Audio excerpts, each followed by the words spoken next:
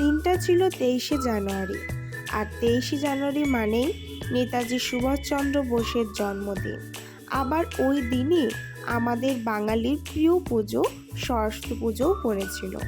Hello everyone, আমি Barbie আর আমার ছোট্ট ব্লগে আপনাদের স্বাগত।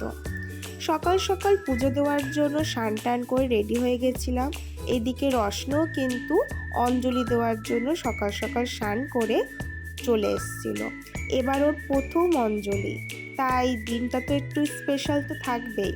তারপর সেজে গুজিয়ে আমরাও বেরিয়ে পড়েছিলাম গার্লস কলেজের উদ্দেশ্যে। তো এখানকার পরিবেশটা একদম জমজমাট, আর এখানে ছোট্ট করে একটা উদ্ভাবনী মেলাও বসেছিল। খুব সুন্দর সুন্দর জিনিসও কিন্তু এসেছিল।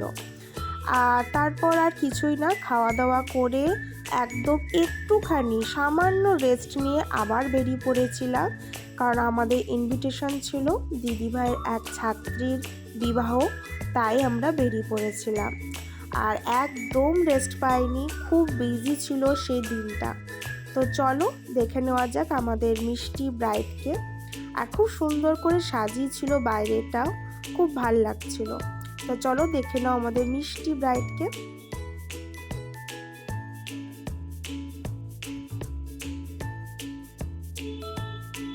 আমাদের ব্রাইড যেমন মিষ্টি তেমনি সুন্দর, কনের সাজে তো অপরূপা লাগছিল। আর চারিদিকটা দেখো কত সুন্দরভাবে সাজিয়েছে, আমার বেশ ভাল লাগছিল।